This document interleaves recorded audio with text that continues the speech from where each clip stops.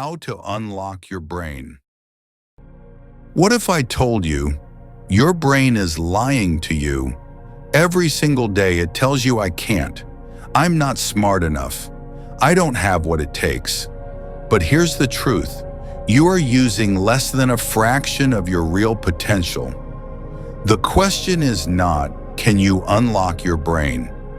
The question is, when will you stop believing the change your own mind created? This is the story of Harry, an ordinary man who discovered how to unlock his brain, and in the process, unlocked his life. Harry was just like many of us. He had dreams to start a business, to write a book, to create something meaningful. But every time he tried, his brain whispered, "You're not smart enough. You'll fail anyway. People like you don't succeed." So he lived small. He went to work, came home, scrolled his phone, slept, and repeated deep inside, he knew he was capable of more. But his brain was locked behind fear, self-doubt, and limiting beliefs. One evening, Harry met an old professor at a library. The professor noticed him staring at a book about genius minds interested in intelligence. The professor asked. Harry sighed. "I wish I was one of them, but my brain just doesn't work that way."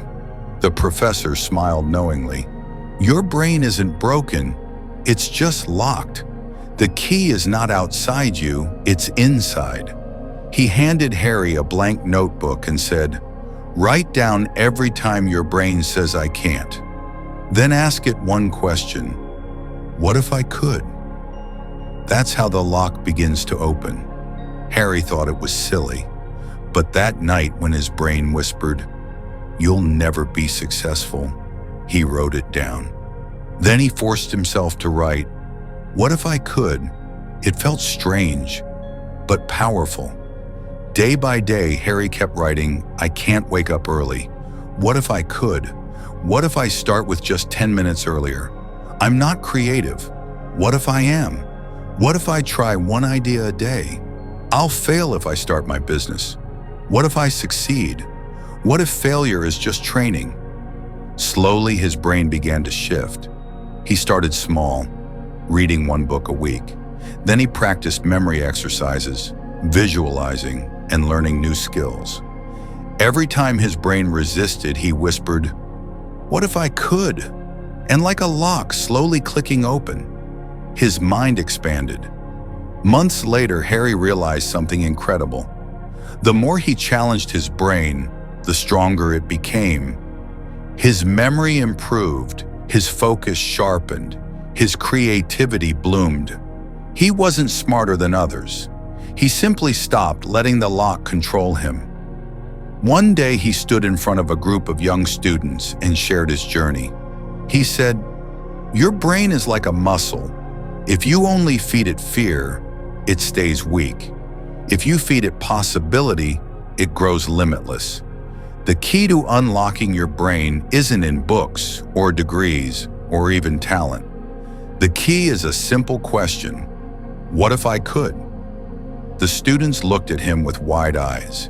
And in that moment, Harry realized unlocking his brain wasn't just about himself.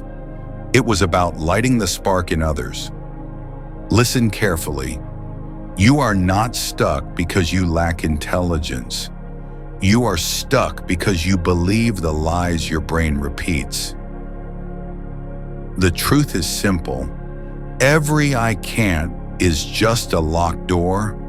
Every "what if I could" is the key that opens it. So the next time your brain says, "I can't learn, I can't change, I can't succeed," stop, breathe, and answer with the only question that matters: what if I could? Because once you unlock your brain, you don't just unlock intelligence. You unlock courage. You unlock creativity. You unlock your entire life, and that is the greatest freedom you'll ever know. The prison was never the world outside you.